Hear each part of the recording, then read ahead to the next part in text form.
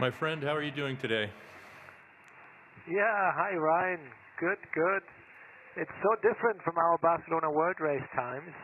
At least they are maybe too long ago that I don't remember the tough moments anymore. But it's a bit, an uncomfortable week, more than I expected. But I won't complain.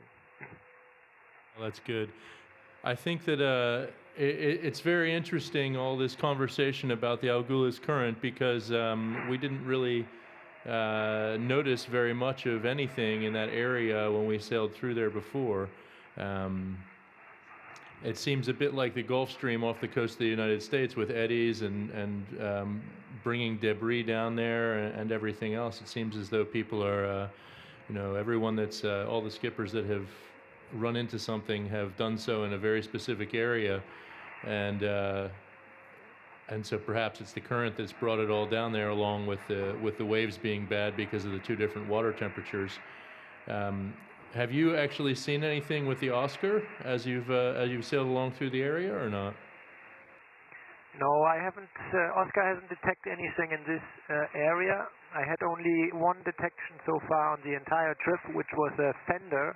In the first or second week, I had a like 1 meter diameter fender that it detected quite nicely. But yeah, it would be really interesting to know from the scientists if these currents here are actually normal like this, because as you say, I can't remember on any of my other trips here that we had so much issue. And 19-degree water temperature, it really sounds crazy. Also this morning I was looking at my chart, and the delta between the course of ground and the course heading course was massive, was like 20 degrees difference.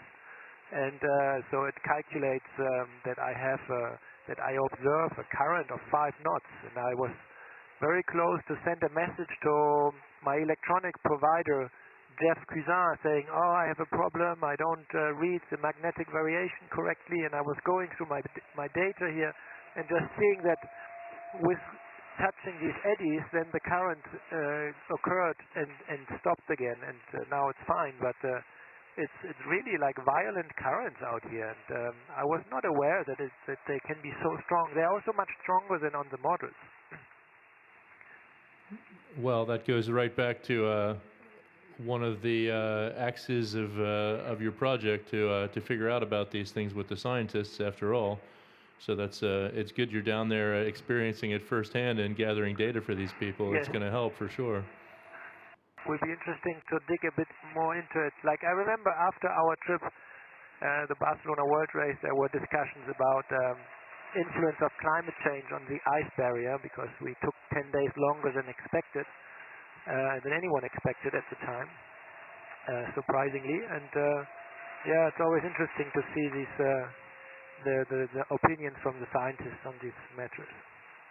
And can we look ahead real quick and discuss just a little bit about what you think the next 3 or 4 days will bring in terms of weather between yourself and the boats just behind you, and perhaps a little bit of what you think Charlie Dallin might face as this large depression forms sort of behind him with a big front attached to it? Yeah, I didn't look at the competitors so much, to be honest. I think Yannick gained quite a few miles over me since we had the rescue operation together, and since then he managed to sail a bit a hotter angle, a bit faster as well. So being further south brings him also further along on the track. And I think we will stay in the same phase, catching the next low, kind of starting today, and then gradually building with the VMG situation, and roundabout where the ice zone comes north the most, in that area I will jibe, like something like 52 east or 50 east, and quite close to the ice gate. And then I have a long port northeastwards, riding this low pressure in the same phase, like I think Yannick and who else there, Jean Le Cam maybe. and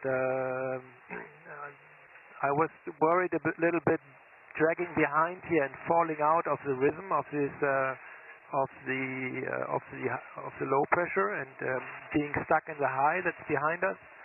But I think I will be fine and going along with an increasing breeze over the day today.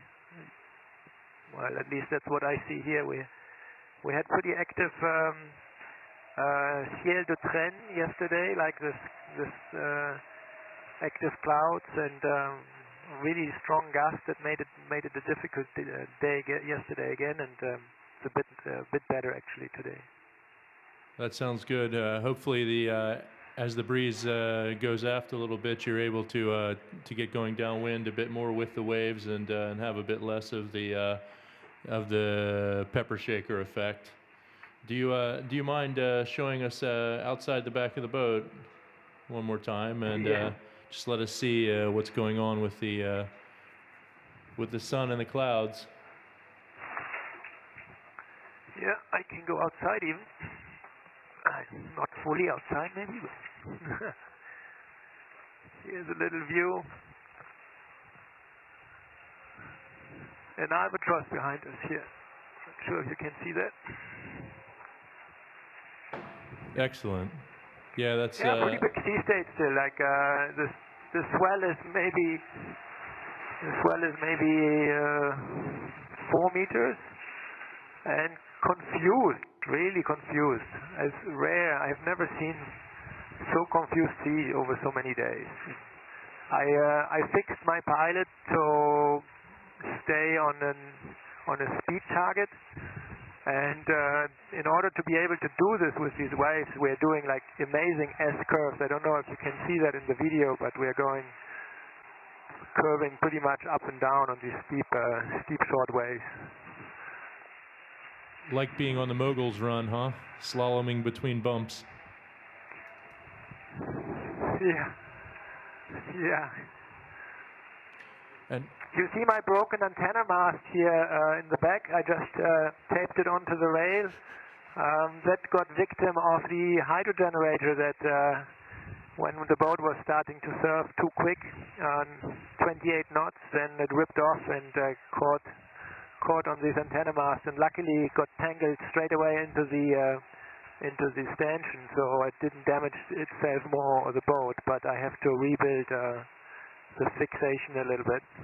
And during the day right now the solar is strong enough to keep me going, and when I have a bit quieter conditions I will fix my 2 hydros that both ripped off, unfortunately. sounds good.